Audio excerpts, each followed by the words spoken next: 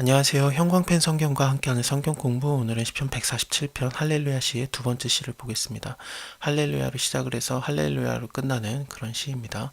할렐루야, 우리 하나님께 찬양함이 선하며 찬송함이 아름답고 마땅하도다.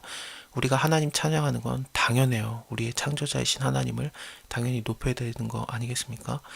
여호와께서 예루살렘을 세우시며 이스라엘의 흩어진 자를 모으시고, 예루살렘이라든지 이스라엘은 단지 좀 지역적인 얘기를 하는 것 같지는 않습니다. 왜냐하면은 여기 예루살렘아 여호와를 찬송할지어다, 그리고 또 시온이라는 단어를 굳이 사용하거든요.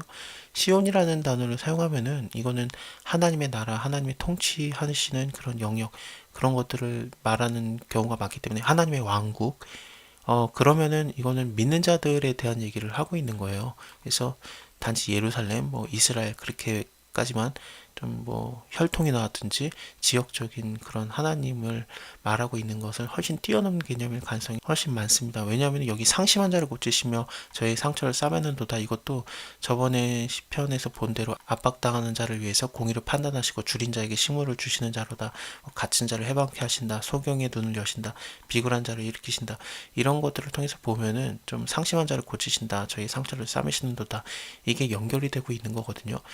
이거는 당연히 메시아 예수님에 대한 예언이었습니다. 소경의 눈을 여는 거, 그런 것들을 통해서 저번 시간에 말씀을 드렸죠. 하나님이 별의 숫자를 계수하시고 저희를 다 이름대로 부르시는도다. 하나님께서 이름을 다 부르시는 그 별들이 얼마나 많은지 몰라요. 2017년 영국에서 발표한 거에 의하면은 은하계가, 그러니까 우리가 생각하는 별들 말고 은하계 있잖아요. 별이 한 몇백만 개가 포함된 그 은하계가 2조 개 정도 될 거라고 지금 판단을 하고 있대요. 그래서 2조 개 곱하기 몇백만, 도대체 셀 수도 없는 그런 그 숫자거든요. 진짜 너무 많은데 그것들을 하나님께서 다 창조하시고 다 그 이름들을 부르시고 아시는 거죠. 그 하나님의 그 광대하심, 능력이 많으심, 지혜가 풍부하심. 사실 뭐 창세기 생각해 보면은 네 번째 날에 하늘에 해와 달과 별이 있으라, 그 별이라고 하면서 만드시면서 그 많은 것들을, 그 은하계만 2조 개를 하루에 만들어 버리는 거거든요, 말씀으로. 그 하나님의 그 능력의 많으심으로 우리들을 얼마든지 도우시죠. 그러니까 여호와께서 겸손한 자들을 당연히 붙들어 주시고요, 악인들은 땅에 엎드려 트리게 하십니다. 왜 못하겠습니까? 이 하나님의 능력으로 얼마든지 하죠. 감사함으로 여호와께 노래하며 수금으로 하나님께 찬양할지어다. 저가 구름으로 하늘을 덮으시며 땅을 위해서 비를 예비하시며 산에 풀이 자라게 하시며 들짐승과 우는 까마귀 새끼에게 먹을 걸 주시는도다. 이거는 좀 굉장히 욥기 38장이 연상이 되거든요. 구름, 뭐 비, 그리고 들짐승, 까마귀 새끼. 욥기 38장 잠깐 볼게요. 여기 위에 보시면은 우박을 내리시는 거, 번개, 폭우, 사람이 없는 땅에, 사람이 없는 광야에 비를 내리시고, 있어야지만 비를 내리시는 게 아니었어요. 없는 땅에도 비를 내리시고, 황무하고 공허한 토지를 축축히 적게 하시고, 그리고 연한 풀을 나게 하시고, 비의 아비를 아느냐? 이스라엘 방울은 누가 낳았느냐? 얼음은 누구의 태에서 나느냐? 공중의 서리는 누가 낳았느냐?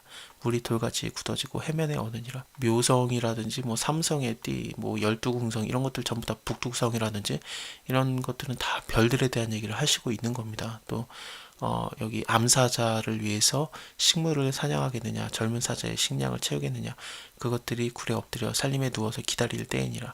까마귀 새끼가 하나님을 향해서 부르짖으며 먹을 것이 없어서 오락가라 할 때 그것을 위해서 먹을 것을 예비하는 자가 누구냐?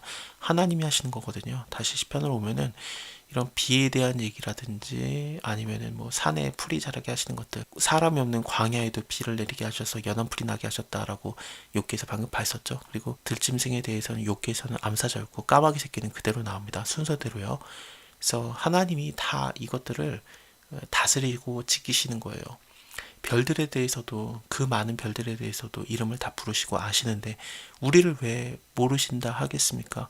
우리는 하나님의 형상을 닮았는데, 물론 그런 수많은 은하계, 뭐 은하들에 비하면은 정말 먼지와 같습니다. 하지만 하나님께서 우리를 사랑해 주시고 관계 맺어 주시는 거거든요. 그러니까 하나님 찬양해야 되는 겁니다. 얼마나 감사한 일입니까? 여호와는 말의 힘을 즐거워하지 아니하시고 사람의 다리 혹은 또 넓적다리라고도 볼 수 있는데 그런 다리를 기뻐하지 않는다. 이거는 결국엔 뭐냐면 힘의 상징이 되는 것들, 말이라는 것은 전쟁에도 많이 사용이 됐었죠. 이런 게 힘이 있는 게 아니다. 이런 것들을 내가 기뻐하는 게 아니고 나를 경외하는 자, 그리고 인자함을 바라는 자들을 내가 기뻐하고 그들을 도와주겠다. 그런 관계를 원하시는 거예요. 예루살렘아 여호와를 찬양할지어다. 시온아 네 하나님을 찬양할지어다. 저가 네 문빗장을 견고히 하시고 너희 가운데 자녀에게 복을 주셨으며 네 경내를 평안케 하시고 네 땅에 있는 것들 그 안에 있는 것들을 다 평안케 하시고 아름다운 밀가루 그런 것들이 됩니다. 그걸로 너를 배불리시며 그 명을 땅에 보내시니 그 말씀이 속히 달리는도다. 눈을 양털같이 내리시며 서리를 재같이 흩으시며 우박을 떡 부스러기같이 혹은 빵 부스러기같이 뿌리시나니 우리 욥기에서도 아까 우박 창고 거 봤었죠. 그렇습니다. 누가 능히 그 추위를 감당하리요. 그 말씀을 보내사 그것들을 녹이시고 바람을 불게 하신즉 물이 흐르는도다. 저가 그 말씀을 야곱에게 보이시며 그 율례와 그 규례를 이스라엘에게 보이시는도다. 아무 나라에게도 이같이 행하시지 않으셨다. 저희는 그 규례를 알지 못하였도다. 할렐루야. 우리도 하나님의 말씀을 알고 또 예수 그리스도 말씀이신 예수 그리스도를 아는 거 아니겠습니까? 진짜 할렐루야입니다.